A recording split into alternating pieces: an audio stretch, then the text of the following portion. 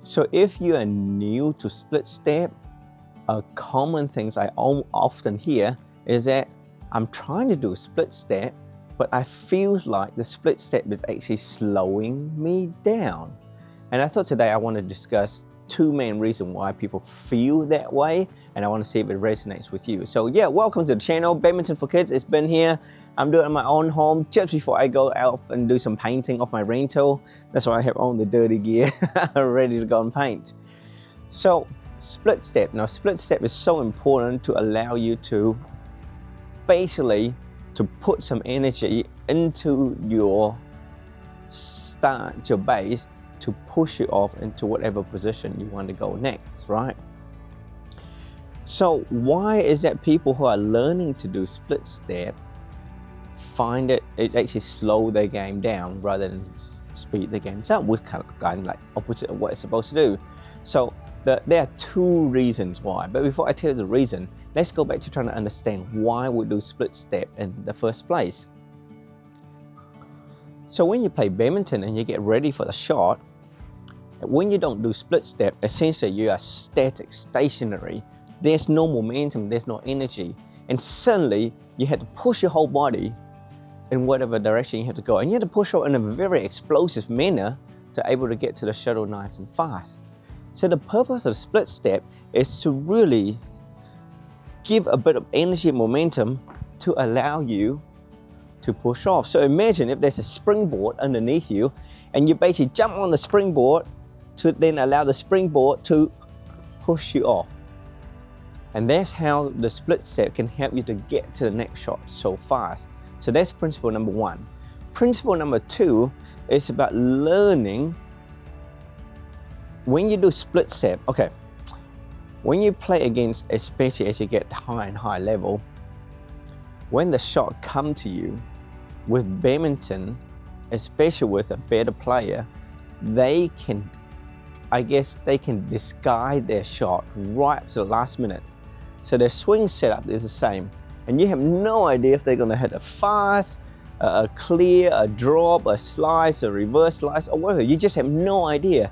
So you have to learn to basically to calm yourself down and allow to react as they're about to hit.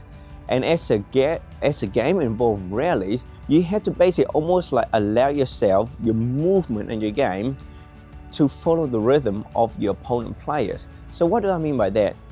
Let's say if I hit a clear, nice and high, so that's plenty of time. There's no point me rushing into the middle and wait for them to hit and then do a split. That is not nice rhythm. Rather than clear, nice, and come back, relax, relax, relax, and split, and then go. So the split step allow you to adapt to the player rhythm, and that will allow you to react much quicker when they hit the shots. So that's the two main purpose why you want to do split step, right? So then why beginners or people who are learning to do split step, they find it actually slowing them down. First of all, if you're not used to do split step, you have to actually really tell your body to do a split, because you're just not used to it. Normally you just stand here, react, and you run off and you react and trying to get to the shuttles. So to start to learn to do split step, a lot of my students would tell me that they have to purposely tell the body to do a split, to do a bounce. At the beginning they won't do a split like this, they tend to do more like a bounce, but they have to purposely do it. And when you're trying to concentrate your brain and your body to do this action, what they often find is that they can't concentrate on the shuttles coming, they can't concentrate on the game rally, because they're trying to concentrate on the split step. And they find that their reaction time slow down because they're not concentrating on what the opponent is doing. So normally when they tell me that, I say to them, well, who cares? Who cares what's the game going at the moment? Who cares about the score? The most important thing is just to train your body to do split step. And as part of that, as part of the consequence, is that yes, your mind can be a little bit preoccupied of trying to get the split step going. And you have to, like I said, you have to purposely, actively tell your body to do a split. And you just have to keep on doing it again and again and again until it becomes natural. Once it becomes natural, then you don't have to tell yourself to do it anymore. Then you can start to concentrate back on the game that's happening. So, Joel, who I'm teaching, that's exactly what he went through. And now he's doing so many split steps in the game and he's not even thinking about it anymore.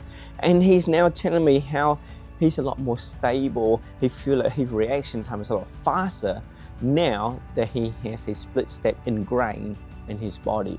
So that's one reason, okay? So if you're not used to split step, please really trying to tell your body to do a split step. Don't worry about the game score, just make sure you get your split step going first.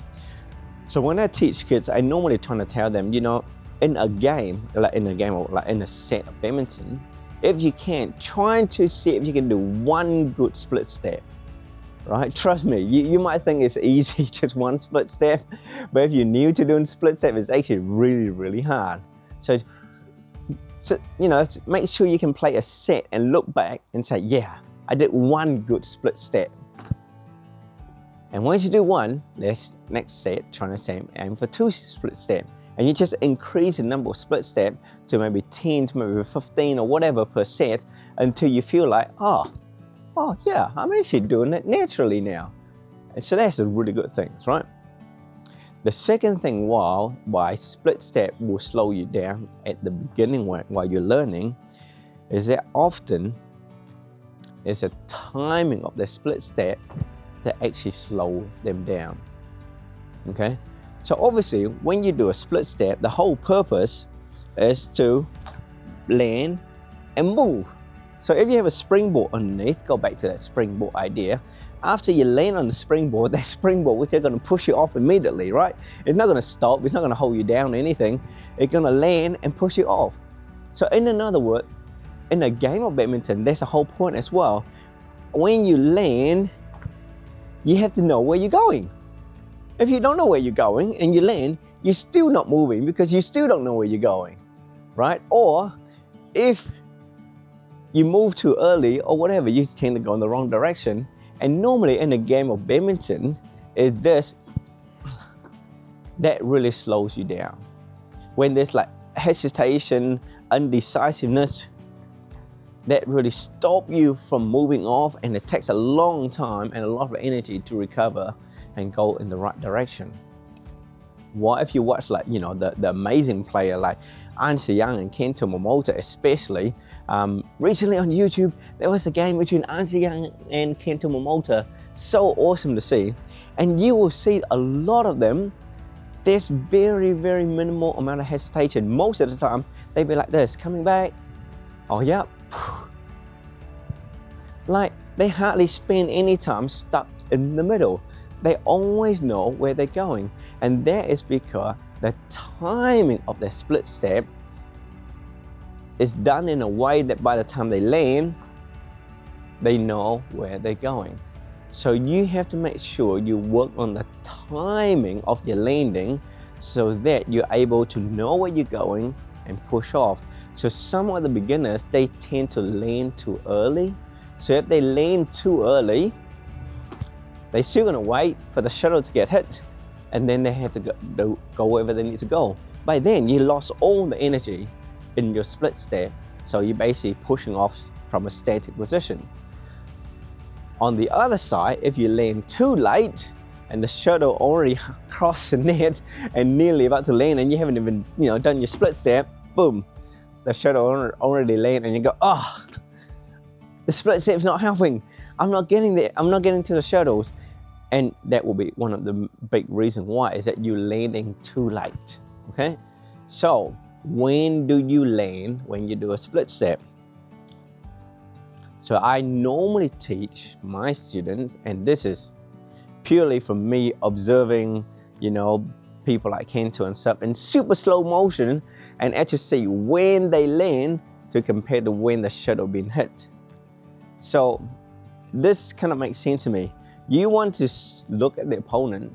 So by the time they just about to hit, that's when you lift off the ground, and you want to land after, okay? After the shuttle gets hit. That's the only way you're gonna know where you're going, right? If you land at the same time as the shuttle get hit, you still don't know where the shuttle is going. So you're still in this uncertain phase. But if you can land just after the shuttle is hit, and then you can push off with, you know, right, left, or left, right, or whatever. And I guess the people like the top elite players, the time of the split step is, you know, it's basically just almost after the shuttles get hit. And I guess their reaction time, because you remember those elite players, they do a lot of off-court training to build the explosiveness of their muscle, develop their fast twitch muscle so they can react faster, and also, you know, their brain and the decision making is a lot faster than us because they train for it. So that's why they're able to just land just after the hit, and they're able to just make that split second decision to move off wherever they need to go. So yeah, so that will be two of the main reasons why that you think your split step is slowing you down. Rather, keep working on that split step, okay? Just like everything in badminton, if you learn a new skill, you're gonna suck at it at the beginning. You really do, right? You can't expect it to be amazing immediately. You take time to work on it, build the muscle memory, build the coordination between the brain and the body, and just let that movement on that skill to be ingrained in your body and in your game, so you don't have to think about it anymore, right? So that will take time. And secondly, look at the timing of your landing of your split. Make sure that you're able to land after the shot being hit. And now, once you get that timing correct after, now it's just about improving when does that landing take place, you know? So the shorter the duration after it's hit, the better. And of course, there's no point you landing if you can't move off and be explosive immediately after your landing. So all of that will take a lot of training and just game experience and just time to develop that part of the game. And trust me, once you get that sorted, you're gonna find a massive improvement in the way that you move off your base, you know, to get to the next shuttle. So I hope the video makes sense. So yeah, practice your split step. You know, it could be bounce or split or whatever, but really practice. It will make a massive difference in your game, either in double or single. But I think, you know, single, you definitely will see the effect of split step just because you have such a big court to cover. And double, especially when you get to a really high level and the shuttle come back really fast and it can change direction at any time, you have to get ready for shuttles all the time. Even if you don't think it might come to you, those good players, they will find a way to hit the shuttle to you. So you have to be prepared. And the split step is a great way to help you to stay sharp and focus and prepare all the time. So I hope you like the video. If you do, click on one of these here, here, and it will take you to more videos that I have made that hopefully will help you a lot with your badminton. Okay, have a wonderful day. I'm gonna go off painting now, and you guys have fun. Bye-bye.